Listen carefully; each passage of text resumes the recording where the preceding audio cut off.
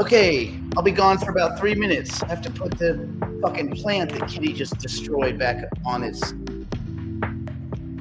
from here to here. This is how a plant's supposed to be, Nick. Yeah. Straight up and down, right? Not This here. is how a plant is. Okay, good. We gotta go to here. We gotta go from here. All right. That That's little good. son of a bitch. All right. All right. Wait. Turn the music down. Okay, we're good. All right, here we go. We got 32 days, 22 hours, 33 minutes until the halving. We're gonna knock out a little housekeeping. What we got going on right now. This is it should be a pretty good show today. Obviously, over the weekend we got together with the DPC members. We talked crypto. We talked about security. We had Toofy come talk. I saw some comments in the Discord. I haven't been able to respond to those yet, but we're gonna maybe round out that discussion and hopefully kind of make sense of it a little bit, because Toofy is a little bit dude, he is such a nice guy, man. He is such an awesome guy. So it's a little bit hard to sometimes you take what he says and you have to like translate it to like us normal people. So that's what we're gonna do today in the show. Obviously, we're gonna be going over some Bitcoin stuff and some other things that are happening in the market. But we do have a couple of items of housekeeping that I want to go over that I've seen people do that I think is a little bit of a faux pas. So first one right here, we're gonna go check out this fetch listing. So somebody listed fetch 200 fetch at 550. That's fine. It's your prerogative. But nobody's gonna fill that order with gas at $100. Nobody's gonna buy $500 a fetch. It just doesn't make sense. It makes their cost basis go up. So it's just a waste of time. If you want to put that order in, that's fine. That's your prerogative. But it's just not going to happen. Oh, hold on. I got to take me off my screen off the screen. I got to switch. No, I'm going to actually leave me back on. So we're going to go over this other thing. A couple people were having troubles with the listing, so I'm going to go over that just in a second. But first, everybody's having trouble with the Singularity Net bridge. And I get that. Their website is kind of clunky and it doesn't explain things very well at all. When you are bridging your BNB hypercycle over to ETH hypercycle, do not use exchange. There's what this does is it's basically a bridge that bridges from one asset to the other. They've set up a perfect bridge for this. So you go over to the bridge, which is right here, and people want me to make a video on it. I'm not going to make a video on it because it's one click. Like, it's literally one click. You put in how much hypercycle you want to bridge over. So 1,000 BNB Brandon, hypercycle. Could you make that? Could you make that 3 seconds a video? Could we make a 3-second video? This, yeah, I mean, I could, but like, geez, guys, like, seriously, I get requests, and it's literally, you go to bridge, which says bridge. This is the bridge that they've built. It goes hypercycle. You make sure your BNB wallet's connected. I guess that's a big part of it too. Maybe I can make a video. I don't know. Anyway, and then you bridge to the ETH. It's that click.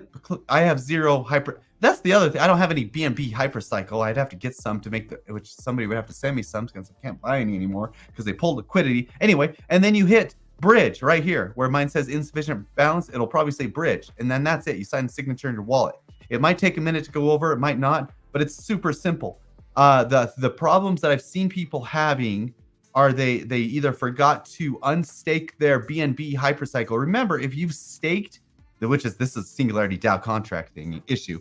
But if you've staked your BNB hypercycle, it's locked up in that contract. What you have to do is sign the signature to go unlock that, pull that into your wallet. So right now you don't own your BNB if it's in the vault. It's in Singularity DAO's contract. So you got to go pull that out of the contract, put it in your MetaMask wallet, and then you'll bridge that over to the ETH hypercycle.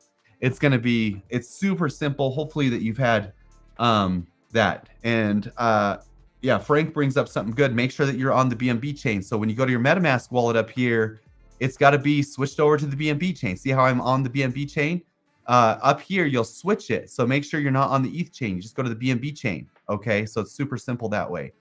So I'm actually going to switch back to the ETH chain so that we can see another thing that everybody was struggling with. You'll notice when I'm on the ETH chain, it doesn't show up that I have anything or any hypercycle. Oh, I guess it shows my ETH hypercycle in that wallet. So that's good.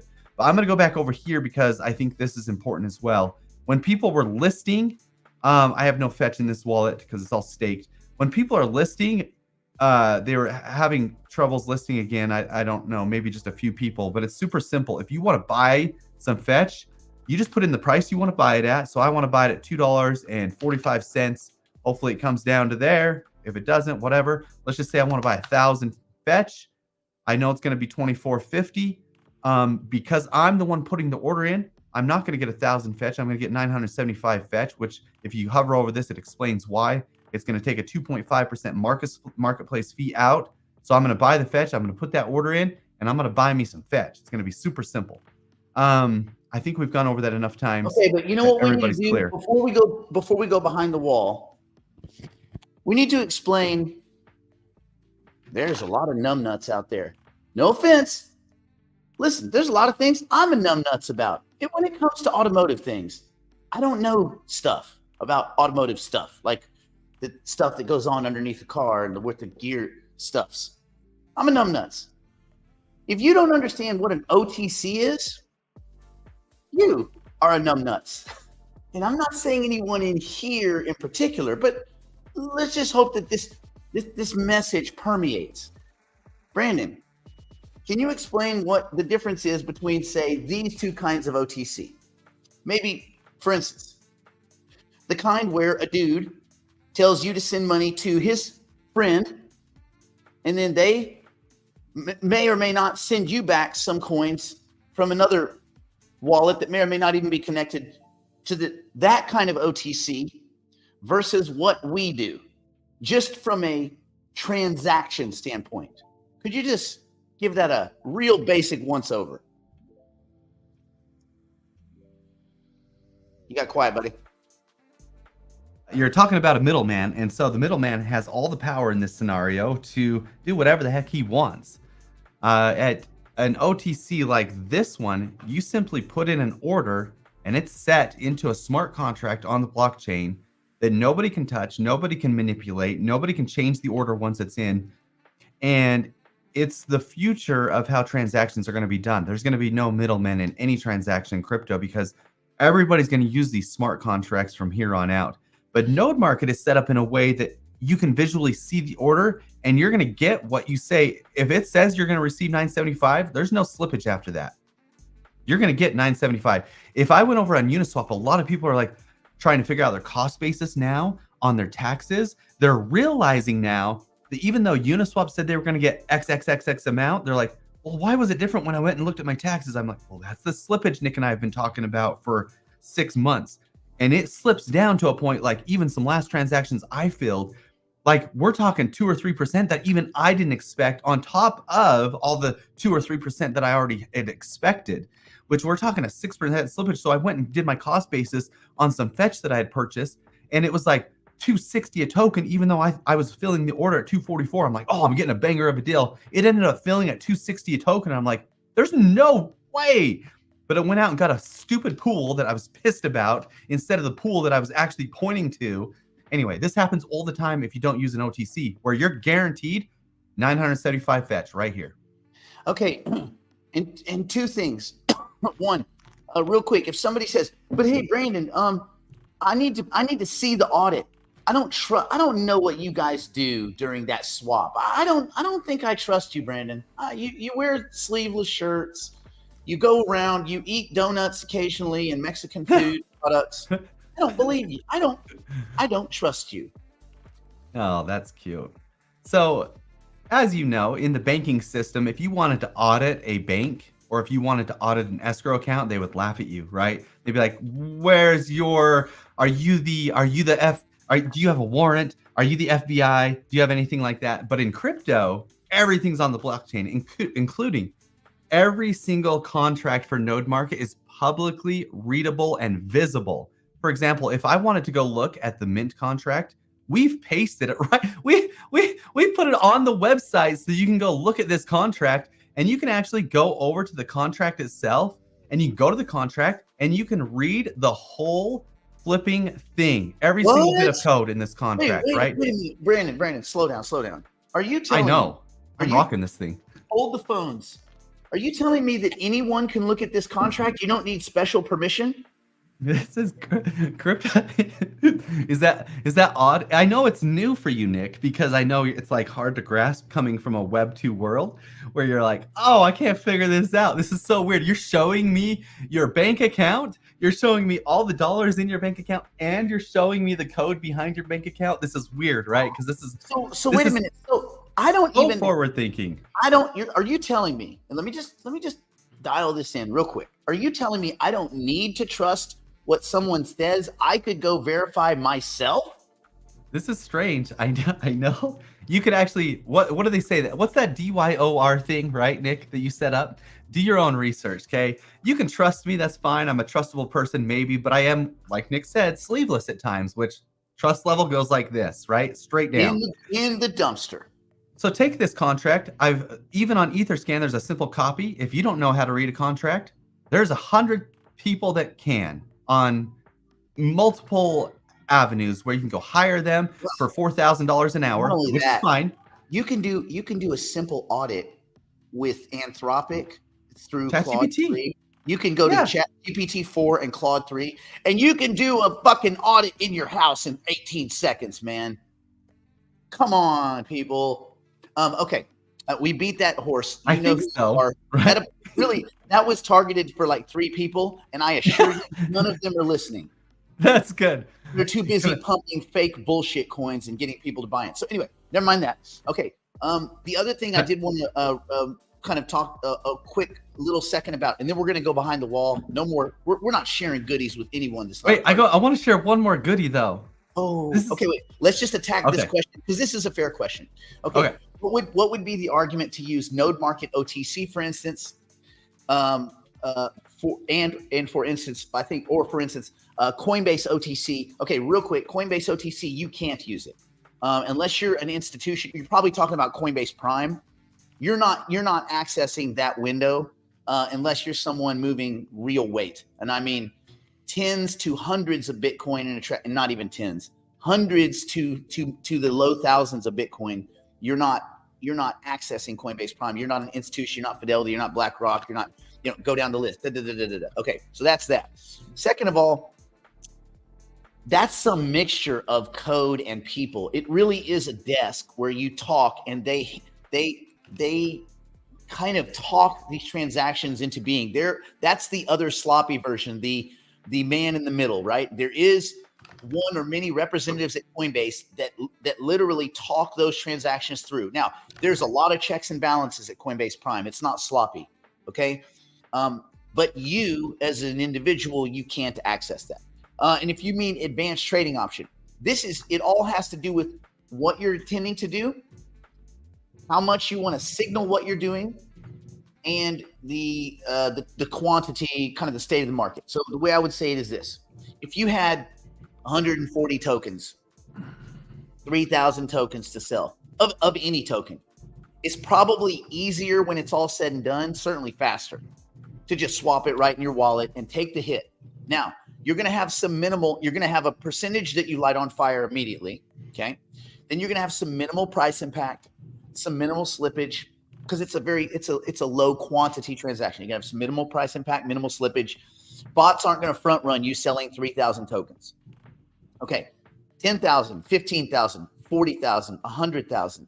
You're absolutely going to get beat up. You're going to get beat up on slippage, on price impact. You're going to get beat up because bots will front run your trades and try to arbitrage the difference. They'll try to get in first. And you're going to take those fees. So then you would say, okay, I don't want to use MetaMask in that case. And I don't want to go to an exchange unless I do the math. And the best way is, and especially as you guys are getting going, do the math. Open up Coinbase if it's an asset that trades on Coinbase. Look at the swap.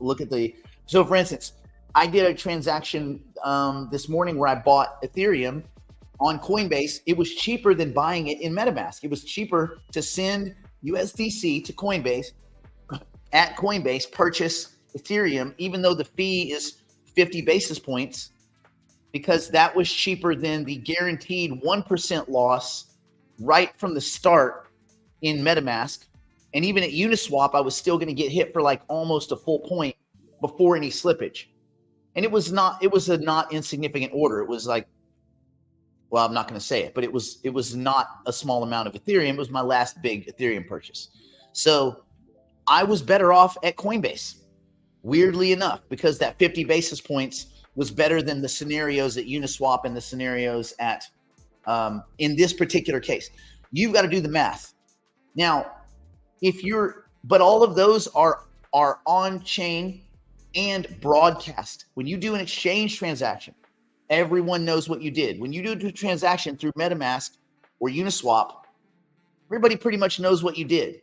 When you do a swap through a true OTC, which I would say a code-based OTC, and there's probably some other ones out there like Node Market. You go over here and you bang out you go to your exchange, you list your thing, it sells, da da da. No one knows but you and the other person. No one's pilfering the data on this site and broadcasting it to the greater markets. You could move 100 trillion tokens here in an afternoon. It would affect nobody. And when you think about people that might be in a project that might have a big pile of tokens, they may not want the whole world knowing that they're going to do this or do that or whatever. So from a standpoint of relative privacy and to protect the network, the community. So if I have 100,000 tokens of, let's say Hypercycle, if I go sell those on a DEX, you guys are all going to look on your portfolio and go, what the crap, man? Hypercycle's down 4 cents. Why? Because some dickhead went and sold on a low liquidity DEX. They were willing to get beat up on fees, beat up on price impact, beat up on slippage, beat up on bot activity, because they wanted the money right now this second. If you're willing to wait a couple of days, it's usually a day, but let's say it's a couple of days because you've made a price that's not really close to where the market is. If you're willing to be patient, the community doesn't get beat up in the process. Does that make sense? So I guess that's the best way. Brandon, you have anything to add to that before we kind of move on? No, that buttons it up pretty nicely. The only thing that I wanted to share was different. So. Oh, go on. Do you want to share something different? Yes, this is just some little updates here. We have the listing pages. This is back-end listing pages for Node Market of listing your bundles and stuff. But the cool feature that we've added kind of behind the scenes that we've been working on this week. Oh, by the way, the last thing that's important. A lot of you guys are getting like a blockade type message when you were going to Node Market. So Blockade instigated some new security measures with all MetaMask. Now you have to actually whitelist with them so that you don't get that little message or error. We've done that on Node Market. So if you get that error anymore, just let me know. But they said we're whitelisted now and our contract is good. Nick, they had to go through our audit. They had to go through our contract, check it out, make sure that it was clean. And they said, we're good to go. So there you go. They checked it out. I don't trust them. Can I audit their audit? You do whatever you want. This is super, everything's wide open. Anyway, so what we've done is we've created a spot where if somebody lists some licenses, you can actually, if they have it listed for like some crazy amount of $1 million, but you think they're willing to budge, this is what I do in the NFT space all the time. I wanted to put offers in. So sometimes maybe they're like, oh, fine, I'll just take the offer. We made it so you can make offers on things in Node Market too, just for fun. And I think that's pretty cool. So anyway, we have all the offers. If you want to accept an offer, that kind of stuff, it's really cool. This is so clear. This is beyond clear. Ada, first of all, love the name. Second, no, he didn't say 10 per node per day. 10 per node per month, 30 cents per day. Listen, I want everybody to write it. There's 283 people here. It is very likely, come on, get ready, get your fingers ready. It is very likely that a Hypercycle node will generate 30 cents per node per day. I say likely because we don't know, man. And to rest, many of you rest assured, you're like, hey, man, we're supposed to have compute. It's March. What the shit? Well, what the shit is that the on-road, but the on-ramp between nodes, licenses, mirroring them and pushing them to the different facilities to start compute.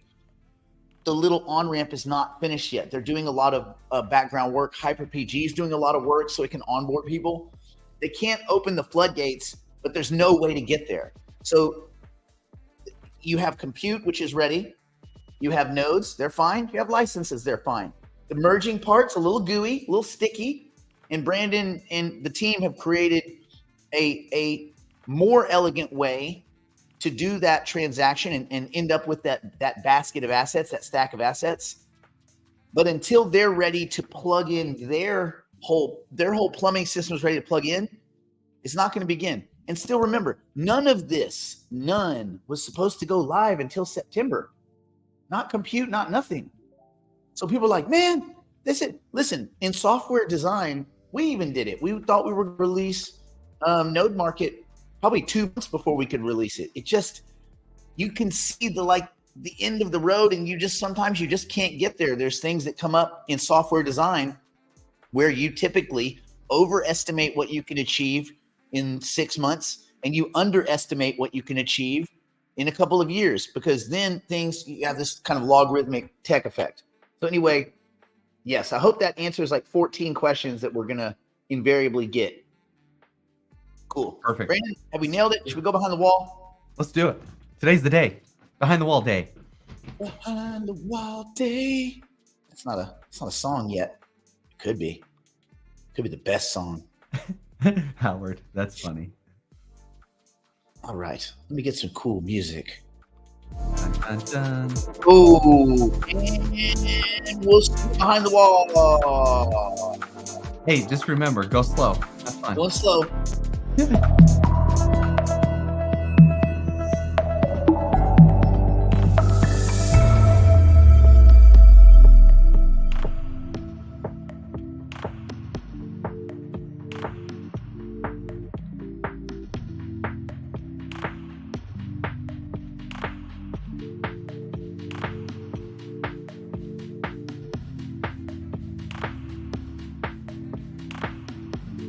All these people, they could be joining us behind the wall. They choose not to. They choose not to. You could be with us. You could be a digital investor. You choose. You make the active decision. You wake up in the morning, you throw your hands up in the air and you say, I'm going to be mediocre today.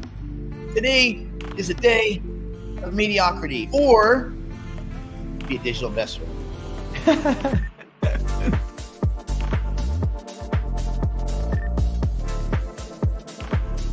Going slow. Super slow. Save the lightning.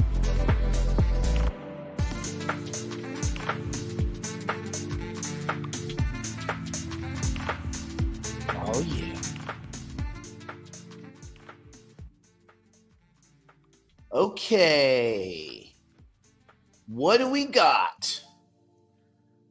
Dude, what do we got? What do we want to talk about first? There's so much that happened. Talk about a whipsaw weekend. Yeah. I mean, weekends. Asses handed to them. Everybody going leverage, going. I tried that Ethereum purchase 3 times. I tried it once when we were at dinner, didn't get filled. I tried it again yesterday, didn't get filled. This morning, I missed it by like $70, and I just left it hanging, and it filled like 10 minutes later. Really? Yeah. Okay. There you go. I'll tell you, since we're behind the wall, I can say it. I did. I bought Ethereum at 35.70, I think. Yeah, that was my last big final, and it was. And by the way, it was dollar cost averaging. That was I had been buying in chunks of like thirds. That was my last third. That's it. That's my Ethereum position. Okay. Into the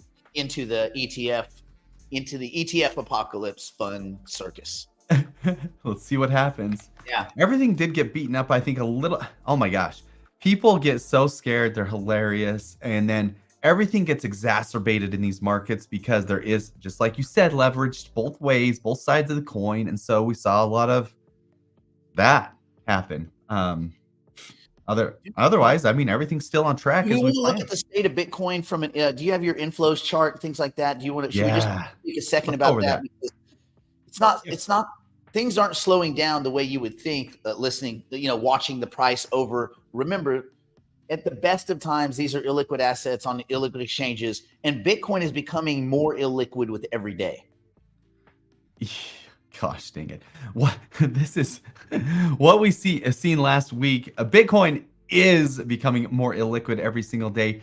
I don't know. I think there's always going to be sellers. There's always going to be buyers. But right now we have buyers like we've never seen before in the history of Bitcoin.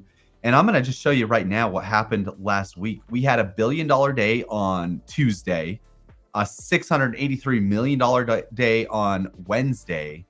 And then Thursday, Friday, we're only a paltry $132,195 million come into Bitcoin. Still all net positive days. GBTC is the wild card. You never know how much they're going to dump on those days. But honestly, if we go over and we go hit our multiplier up, really nothing's changed as far as my synopsis, how I think anything's going to happen. Let's see. Hold on a second. Multiplier. I like this one better. Okay. So right now, Bitcoin is sitting at 66. What is Bitcoin? I don't even look. 65,000? 66,000? No, it's more than that. What is Bitcoin at right now? 67? 67. You guys are a bunch of... I'm just kidding. This is so funny. You see on Twitter. You can say it. You see all these guys on Twitter, and they're like, Bitcoin's down to 66, 65, 67,000. But really, if you go look at the chart of Bitcoin, let's see if I can pull this up really quickly. If you go look at the chart of Bitcoin, honestly, over the last, let's just pull it out and let's look at the last two. I'm going to change this to a daily chart because that's, let's change it to a 2-hour chart. Look at this chart straight up with a little dip. That's it. And if you look at the whole trend line, nothing's changed as far as the trend line at all. Like this thing, we're still way above like old trend line. It's over. It's over. Look at this. Like all we're talking is like a little itty bitty dip at the end of this chart, and people get like, we gave it a shot. It didn't work out. Let's pack it up. Let's call it. So we're done. Is dead. Back to Web 2. Dead. Yeah. Back to Web 2. And I know you guys aren't the ones like doing the crying because you guys are all calm because you guys watch us and stuff. But all over every headline's like, well, looks like we called it. You know, look at this. It's never going to go back up to 74. It looks like we're going back down to 20. They're saying 20. Whatever. Anyway, get out of here. Anyway, so nothing's changed as far as our little multiplier goes, right? So we're still hitting above 125,000 a day. That might slow down. That might increase. Who knows? I think this is low, this estimate based on these. Oh, wait, I got to go fix these numbers. We have 33 days. So, yeah, 72,000. I still think we'll be back above 70,000 by the halving. Easy peasy. Every single halving. My gut says we crack 80K because they're going to be, for the 10 days up to the halving, is going to be CNBC, Bloomberg, all of the shills, Michael Saylor, Laser Eyes, and every bullshit-a-thon genius is going to come out. And then there's going to be a little sell-off after because people are like, well, it halved. Now what? So, Brandon, can you speak for a minute or two about what has been the pattern after the halving? Does it go straight up or does it kind of lull and then take a run? Well, typically pre-halving, we've had these dips like we're having right now. And what we do is like 45 days, 50 days before the halving. And this is the last 3 cycles. And that's all we have in Bitcoin to look at. And I don't have a chart ready, but the last 3 cycles, what happens is it goes up right before the halving, and then it dips right before the halving, just like it's doing now. I didn't think it was going to dip before the halving, but I guess this is good. This is actually better that it's having this little dip before the halving, because once the halving starts, you want to know a secret? What's that? I have some information on that. What? We'll answer best question, by the way, because I've seen like 4 people say good question. Yeah, I get it, you passive aggressive buttholes. I get it. It's a good question, and we'll answer it. But before we answer it, you want to know why Bitcoin, forget the anemic weekend situation, which is mostly what, if you go back to Friday and go back a few days, why it got beat up. You have a bunch of miners right now that may know they're out of business, and they are selling everything. They are dumping all of their excess Bitcoin. They're not speculating. There are many of the small to mid-sized mining facilities, or those that when when the halving occurs. So Just to give you an example, if you're a mining facility and it costs you $60,000 to make a Bitcoin right now, or even $50,000, or even $40,000, or even $37,000, when the halving occurs, you can no longer produce Bitcoin at a sustainable rate, because the halving is going to cut the block reward in half, meaning the same activity you're doing now will yield half the reward. There's a lot of mining facilities that realize that due to upgrades, due to costs, they either need to do a huge upgrade cycle or they just unplug. If they unplug, it take about 2 weeks for that to be priced in, or not priced in, kind of ingested by the network, and then there'll be a difficulty down. They will readjust difficulty downwards, because there'll be less inputs, there'll be less computers participating, less hashing power participating in Bitcoin to an extent. So a lot of these miners, instead of holding a little bit and seeing, well, maybe the price goes up, they're just like, I'm out, sell it all, be done, go to cash. Some of that is to upgrade. Some of that is it's like dollar store. We're done. Closing 500, your shop in the next year, we're done. It's over with. So there's a lot of that behavior. So sometimes what you see has zero to do with retail or institutional interest in an asset. Bitcoin is a business in many ways, and a lot of those ways are non-speculative ways. So there is that to think about. I think it's going to be a very interesting after halving from a business perspective. I'm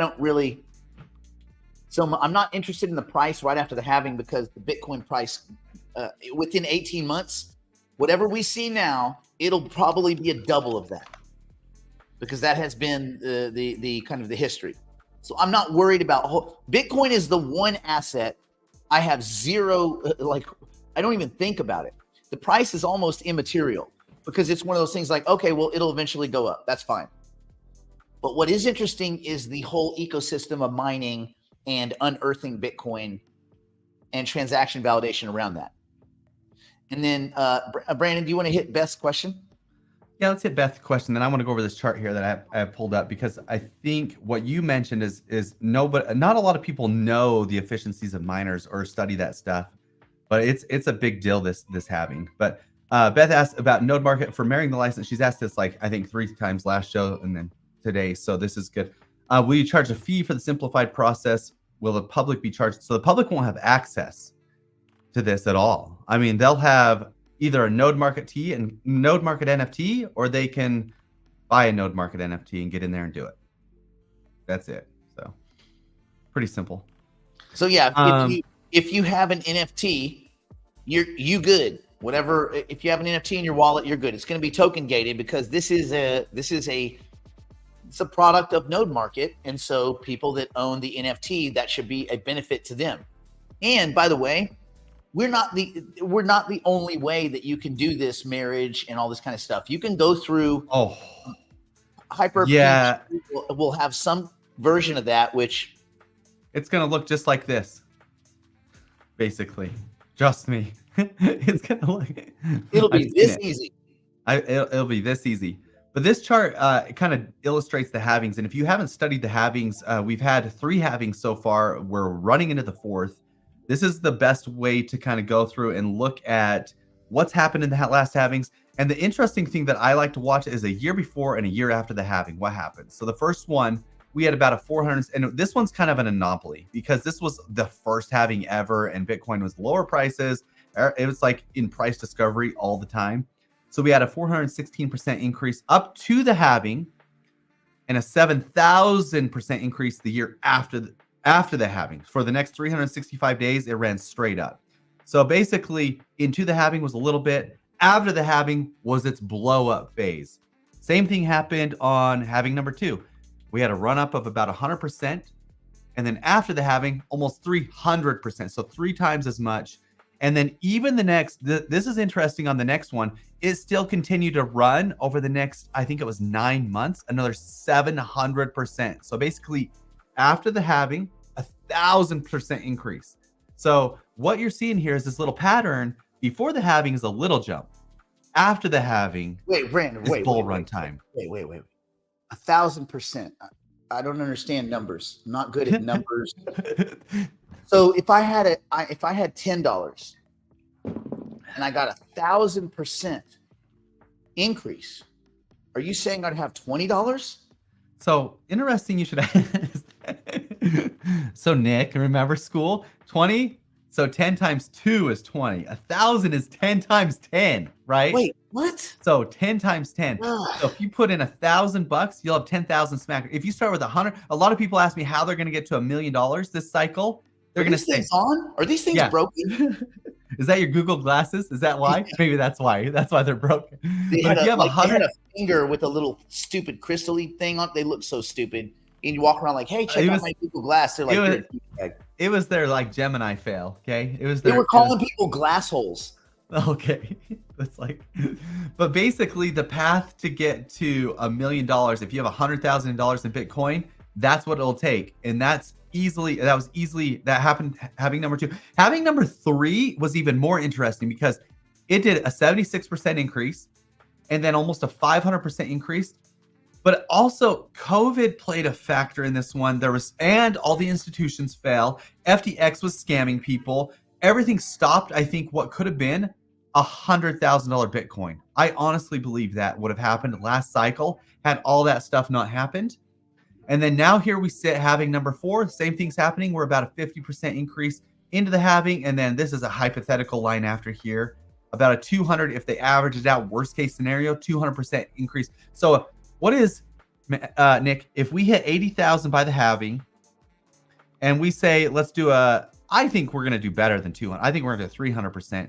80,000 by the halving, what does that put Bitcoin at in 365 days after the halving if we do a 300%? If we're at 80, maybe people in the chat can answer this too. If we're 80,000 by the halving, okay, 80,000, and we do 300%, okay, 300% next year, so what are we going to be? Oh, okay. So Nick did the same math as as some people I know. So this is good though. We like to see this. Okay. 83,000. 83,000. So you'll have $83,000 Bitcoin. You're going to be making money. So 300%. So what would we be at? 8 times 3. 100%. 8 plus 3. 8, 3. 240, 100. Is that crazy? Crazy.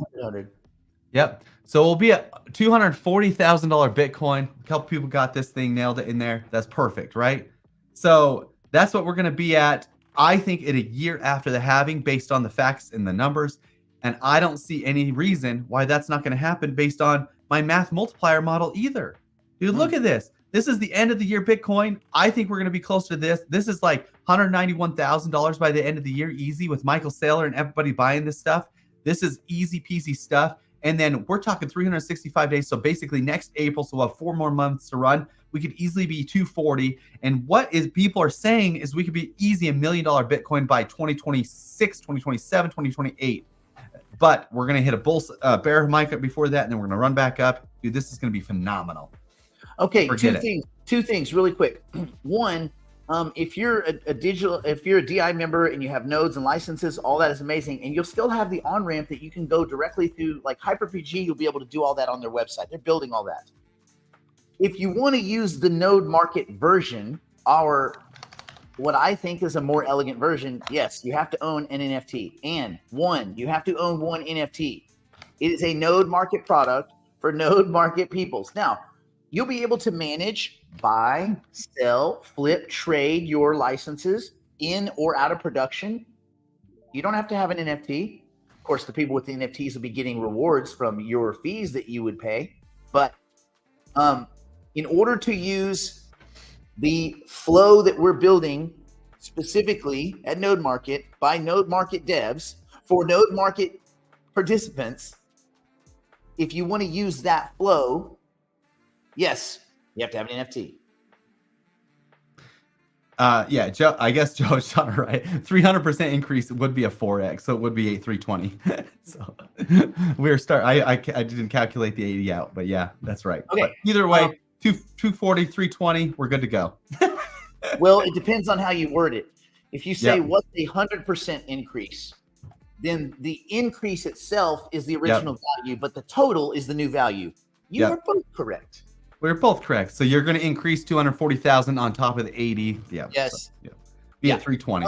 Either way, okay, good to go. There was another comment. Oh, this is the one I want to look at.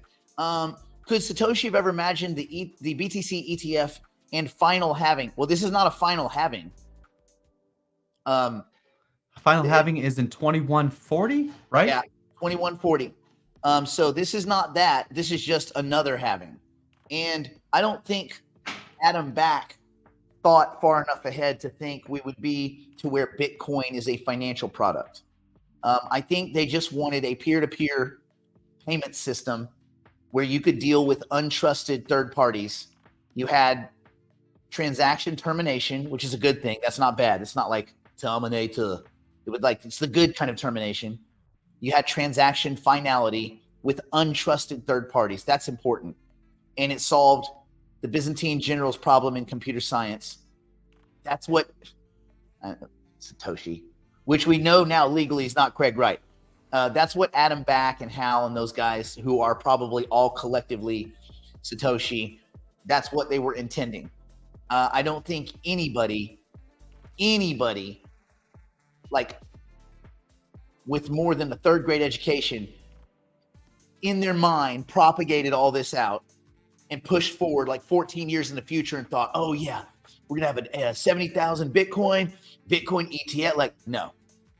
And about 85% of this work was done by Silvio Macaulay before this, right? That there had been several attempts at an internet money, e-gold and some other things like that. It didn't crack that problem, and they needed that ecosystem of miners, which form consensus. Remember, make the pile of data, send the pile of data, verify the pile of data, make it, send it, verify. So that system of entities that are willing to offer up their compute resources and their time and their effort, which is money, in order to solidify that system of making, sending, and validating that data, that's what solves so many of these problems in computer science. So I don't know. I don't think they imagined. I don't know if they imagined it would get anywhere off the ground other than it would be cool for guys to like buy a pizza at one point for 10,000 Bitcoin. Laszlo, the Bitcoin pizza guy. Boy, dude, that guy's cool. That guy's cool. I heard him on 60 Minutes, and Anderson Cooper was like, do you ever think about what that Bitcoin will be worth, that 10,000 Bitcoin? And they're like, Anderson Cooper's such a dick. And the guy's like, no, I've never thought about that. My therapist has told me not to think about those things. But you know what? If it wasn't for guys like Laszlo that did those kinds of transactions, other people wouldn't have gone, oh, you mean you can buy Bitcoin? I mean, you can buy pizza with internet funny money? Like it took those individuals to do stuff. Yeah, we look back on it now as being stupid, but it's no dumber than people that were like, oh, I have Tesla at $35 a share, I'm selling out. Well, that was stupid. Oh, I have Amazon at $4. Amazon's not going to go anywhere. That was stupid. Right? So, but it's not stupid at the time. And that gets into kind of a greater discussion, like in investment wise, where when you take profit, because many of you are, real quick, in the chat, just tell us yes or no. Don't tell us what. Yes or no. Have you taken profit on any of your assets in the last 30 days? Right? Let's just see a show of hands. Yes or no. 30 days, you've taken profit somewhere. And you may have watched as you took profit, an asset continue to move. AGIX is a good example. Fetch is a good example. They had uncharacteristic runs. And you would say, okay, this is where I'm supposed to exit. You would take your exit and you would watch the price keep moving. And then you would feel stupid. No, I should have done this. Now, of those of you that said yes, have any of you second guessed your decision to sell and look back and said, oh man, because you saw the price keep moving? Have any of you thought, oh man, maybe I should have held on. Maybe I should have, right? All of that backwards facing speculation is stupid and it's pointless. And this is why you have rigorous programmed exits. You take your exit because it was the best decision at that moment. When you make a decision to invest, you're making the best decision with all of the information at that moment. When Ted Bundy chopped someone's head off, he made the best decision he could at that moment. Sure, you can look back and say, you shouldn't have sold, you should have held on for a higher, or you shouldn't have chopped that sophomore's head off, Ted.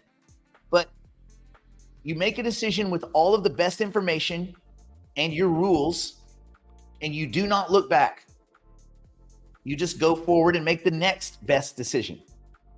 All right, there's that. I don't really have a rant today. That's all I got.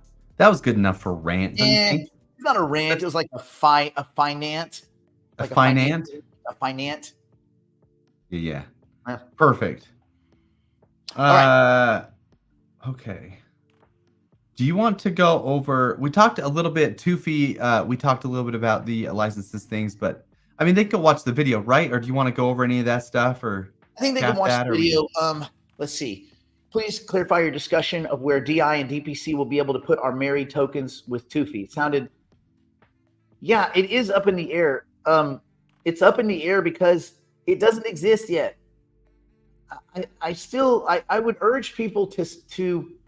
I know you're getting antsy and all like, you're getting paid 9% to do nothing. You're getting paid 9%. You're getting paid 2 times Fed funds. And at the best, on the 30-year, out on the yield curve, the best that government debt will pay. You're getting paid 2 times that to do nothing. So stay there, take the free money, and just chillax. Chillax, bros. You're getting paid 9% for nothing. Not to mention it's freaking, depending on where you got the token, you're at a 10, 20, 17, 29x. Like, depending on how you got the tokens. 9% of what? What do you mean of what? Well, I think it's actually higher. I think it's 11.52%. It's 11. So if you have your tokens put over in the unbonded vaults, any of your hypercycle token, it's 11.52%, which is, it's good money, really. So you're getting paid 11%. Listen, man, listen. If someone guaranteed me on my whole net worth 11% a year guaranteed, I am fucking out. I am out. I'll take everything. I'll get my 11%, and I am done, bro. Done. That's not the way the world works. There's no like perpetual guarantees like that. I mean, assets move in prices, but you're getting paid right now to wait. You're getting paid 2.5, you know what I'm saying? So who cares? You want to listen, if they take 6 more months to get compute out at 11%, because you're getting compounded. You just go in, and if you go like once a week or once every 2 weeks and you harvest and restake, harvest and stake. So now it's compounded and you're getting those frequencies. So like you're getting 11% compounded, which is, I mean, come on, it's probably 13% to wait.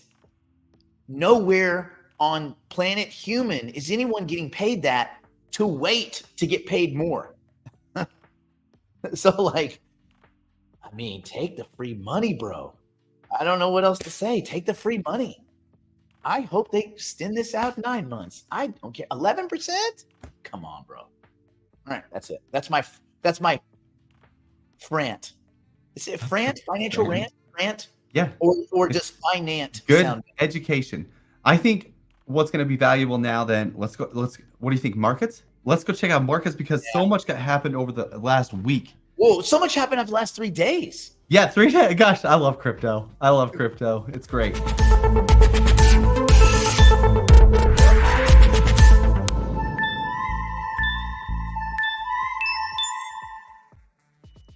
Brandon, this just in. Bitcoin is down 1%. That's it. Is it even down that much? If we look week to week, I think it's up. What's the 7-day? Is it down or up? 6.7%. Oh, okay. So it must have hit the upside. It's the still up upswing. 32%. Listen, man. Listen. Everyone stop for a second. Stop. 31%, 32% in 30 days. 58% in 90 days. Let's go out to a year. Let's get crazy. You ask anybody else, anyone, anywhere, and remember, Bitcoin is the slowest, most boring asset there is.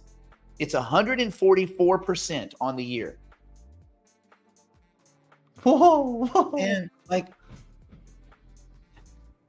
what was it? There's some movie. Oh, it was Dusk Till Dawn when Harvey Keitel is telling George Clooney, "Are you too stupid to realize you won?" Like, everybody here, you guys get it that you've won, right? Like, if we never come back on again, if you come in like, what happened to DPC? Oh shit, those guys booked out. They're done. They just throw parties at the house for like 6 people. They're over with. If none of us ever do another thing, we have won. All of us have done more than you would do in a fucking decade in the S&P. Really? Why? You say, oh, no. Let's go. Yeah. You look at 500 assets where 6 of them are pulling the other 494. That does not a good market make, and that does not a good portfolio make when you are indexed in. That means the number goes up, but not in your portfolio. So every year in crypto, and let's just say this, let's say that only 1 year in 3 is good. And there was 2 years of bearish, crappy markets. And let's just say that's forever. We're never going to get past that. They're never, ever going to get past that. So you chop it in half. Okay, great. I'm only making 40% a year. 40% a year. Are you effing kidding me, man? See, I'm doing better on my profanity this morning. I'm really making an effort. What happened? I'm making an effort. I saw you even pull the A word back, which is a really strange one to pull back. You said A. Yeah. That was strange. I was cleaning cat litter this morning.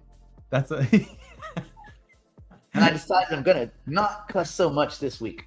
But anyway, you guys got to all remember, like, this is not normal. You can make money in low market. We made money in the bear markets. We'll obviously make money in this bull market, but let's make sure that you guys don't have too much entitlement baked into your hopes and dreams and aspirations, right? Take the win. Like, listen, there's a lot of people, man. A lot of people are not doing good right now. Like, why do you think Dollar Store is closing their stores? People can't afford to shop at the freaking Dollar Store, man. What does that tell you about the state of the economy? That we might be doing good, but we are not representative of the greater economy. We are a tiny, tiny little smidgen. And so I would just urge everyone to be pretty effing thankful that you somehow landed in the crypto space, right? One, you'll just have a better understanding of the world, like the way the world's changing. But 2, you can go with it. You can benefit with it. You get to scale as AI and crypto scales. But the world is a nasty place right now when you don't have something like this. So instead of being like, oh man, I'm not getting my 7,000% a year. Yeah, no crap. Well, be satisfied with a paltry aggregate 40% a year. And every now and then you have a year where you do 300% or 600 or 700%. Okay, that's all I have to say about that. That's my third rant. Getting a mouthful of them today. That's perfect. But it was a clean rant. That was like you said, you pulled back. Yeah, I could have dropped 2 F-bombs in that last one. I can't imagine what I would feel like if I was watching this market or hadn't believed in it or hadn't believed in crypto or any of that stuff. I mean, you guys really are, and I think we all are. We all need to remember how not lucky, but how fortunate we are to have been in the right space at the right time and to have. It's not even that. It's have had the willingness to take that leap. I have talked to so many people about crypto with my you know how passionate I get about Bitcoin and crypto. It may be too much at times, but I talk about this to everybody. And when Bitcoin was 20,000, when 15,000, and they still won't make that leap, you know, and you got to make that leap. It's tough. So here we go. Congratulations. Okay, real quick market question, Brandon. Did you like the Caesar salad, the crab cocktail, or the meatball? What was your favorite appetizer? I love the meatball, obviously. Although I hate seafood, and that crab is amazing. I hate seafood. I hate it. It But not that only crab, it oh not my only gosh. melts in your mouth, it makes sweet love in your mouth. Jeez. It made love all in my mouth. We went out to this place with a couple of the DPC people. It was a wonderful time. You get to hang out, you get to talk. It's nice to be surrounded by people that all talk about crypto. I love it. And we ate some of the best meatball, the crab, the steak, the Caesar salad. Tufi and his son were there. That's true. Tufi and his son were there. We spent a lot of time with Mr. Saliba and his son over the weekend. It was pretty badass. We had like our own hypercycle conference.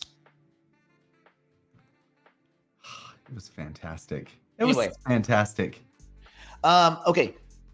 So the tokens you suggested were trades. You thinking you would sell to the? Okay, let me answer a question real quick. There was an Ethereum question, which is a valid one. Why am I pushing into Ethereum? So I hate Ethereum as an asset. Well, no. Let me even make that more clear, because I don't want this to be. I hate the technical parts of Ethereum. I hate that it's expensive. I hate that it's not getting any cheaper. I hate that it's going to get clunky to use. I hate that Solidity is kind of a mess. There's a lot of things I hate about it. It's priced out. Most small players, like regular people, can't do regular transactions. It's all priced out. But as an investment asset, I don't hate it, because the reality is they're going to push it. This is the next ETF. It's going to be a big thing. They're going to talk about it. They're going to hype it. And I think they probably can get it to 5,000 or more, hyping up the ETF. And then that's going to be the next big story after the halving. So this is a trade for me, part of it. Half of my position, 50% of my Ethereum position, is a trade, meaning I'm going to run it into a few days before the ETF decision in May, because no matter what, good or bad, there's going to be a sell-off, because people just always sell. They always sell, and that's the case. Okay, fine. So I'm going to take a little bit off the table before the ETF denial, which I believe it will be. Then I'm going to wait a week or two. And when it settles down, I'm going to grab a little bit more to go into the ETF acceptance, which I think is mid to third week in August, which I do think will get the thumbs up at that point. But half of it I'm going to keep, half of it is a trade. So in my mind, I have two Ethereum positions. The one I'm going to hold in perpetuity, because I believe Ethereum is, for at least a while, the last ETF. There's not going to be an XRP ETF. There's not going to be a Cardano ETF. There's not going to be a Solana ETF. No time soon. Bitcoin and Ethereum for a while are probably it. And those will be those two assets that Wall Street has been given the green light to put their stamp of approval on. That's why I'm doing that. So that's just so you guys know. I'm done. Like, that position is built as of this morning. It's built. So there we be. Brandon, any thoughts on the kind of the Ethereum trade versus the investment? No, and I think I like that you mentioned that you're splitting that up like that, because I think Ethereum does have a long case investment strategy, and so it is okay to split those up. Trade's easy. I really hope we don't get approved for the ETF at all, but I think we will, just because they're pushing it so hard. You think it'll be better. You think on the first one they say yes? No, I don't. No, they won't say yes on the first one.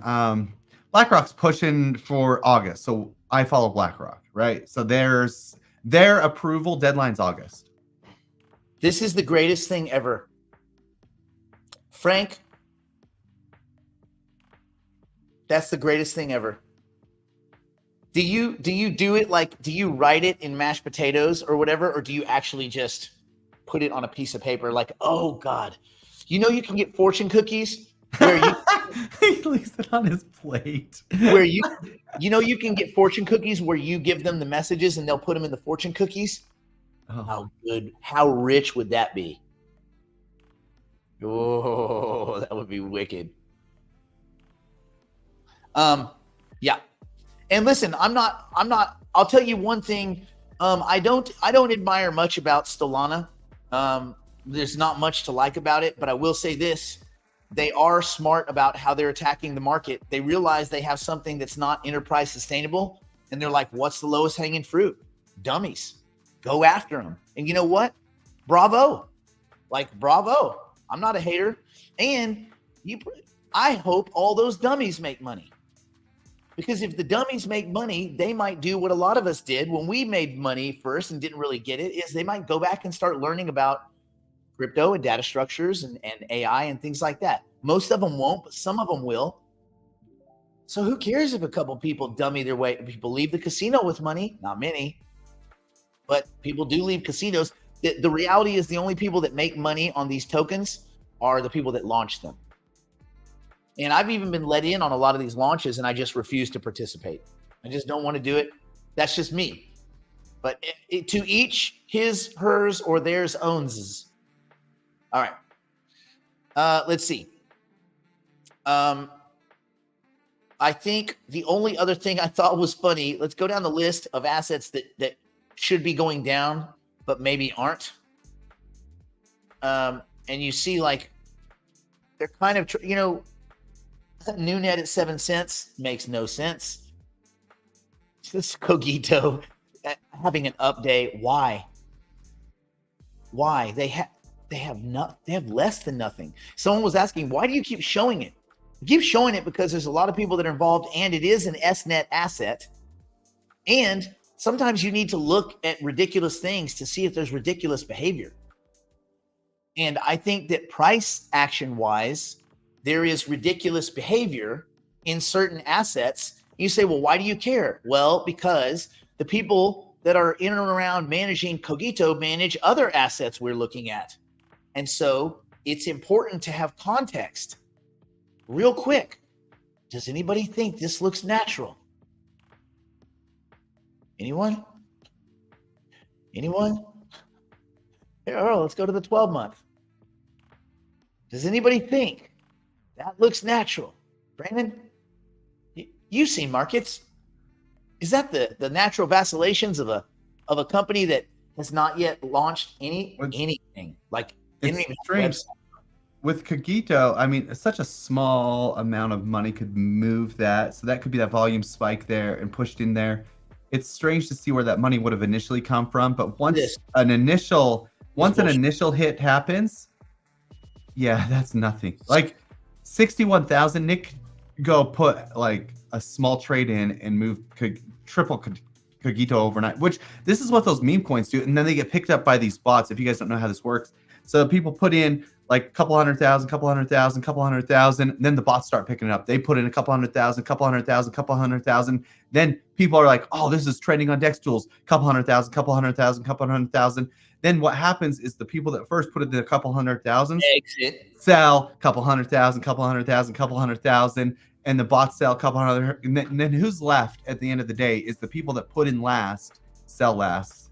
And that's what they call by a pump and dump. And it's easy to do on these low liquid coins. So that's why we say be careful when you're chasing the meme coins and stuff, because that's what's happening is initially a lot of these influencers and people get a buy-in on a pre-sale. So they don't even need to show you the purchases. So they have tokens sent to their wallets in an airdrop fashion, and they can sell anytime they want. So I'm gonna do a lightning round real quick because it's a Monday, I know, and it's a new week and all that. I'm gonna do a lightning round of what I would be adding, even though things have gone up, even though markets are insane, even though whatever. Things that I would be willing to buy right now. First, Bitcoin, yes. Ethereum, yes. XRP, no. Cardano, yes. Doge, no. DOT, no. Matic, yes. Filecoin, yes. Cosmos, maybe. I like the price. I just don't.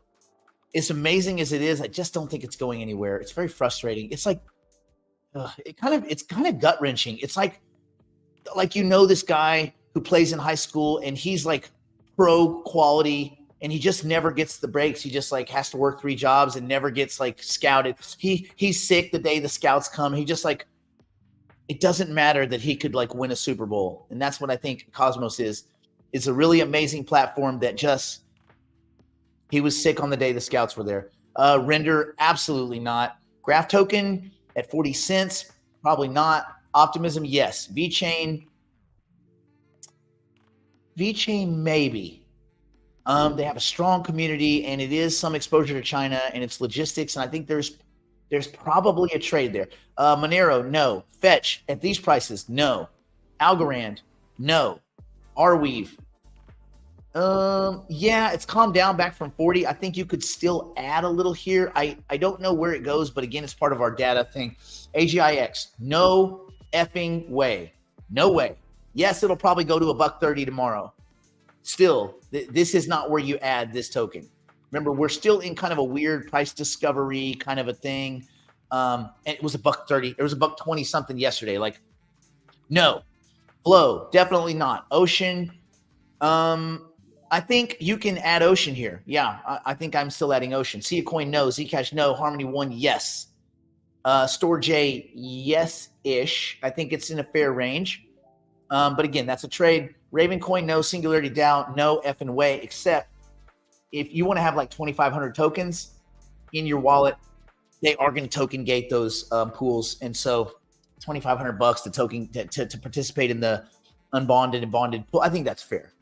They did build a lot of cool tech, and so far they haven't token gated much of anything. And okay, so I think that's fair. Sophia, yes, leading into the launch, which is in the summer, I think we're going to get a boom, and I think that's an easy trade. I think it's an easy trade. Rejuve, absolutely not. No, new net, no way. No, new net. Hypercycle, depends on where you are. Is it going to do a 10x? I don't think so. Is it going to do a 4 or 5x? I do think so. And then you have to make the decision, okay, am I going to do the business side of that also? I'm just talking about the token. Cogito, no effing way. That's all I have to say about that. Brandon, should we wrap her? Should we wrap her up? I like that. Let's wrap it. Monday. Gonna be a good week. Stay in school, everyone. Let me again thank everybody that came out. Brandon and his wife did pretty much all the work. Right. And I just showed up to eat donuts. Dude, whatever. We had a great weekend. We scheduled a lot. Nick has a lot of connections in LA. Let's just say that. We had fun. We had fun. Stay in school. Don't do drugs. Don't do anything my poor and solvent drunk, strung on a meth grandmother or Brandon wouldn't do. And he's wearing sleeves today, so be careful in them markets. It's not a whimsical Monday with sleevelessness. Although it is going to be almost 80 degrees in the valley today, Brandon. 80. And on that note, we bid you a fondue you.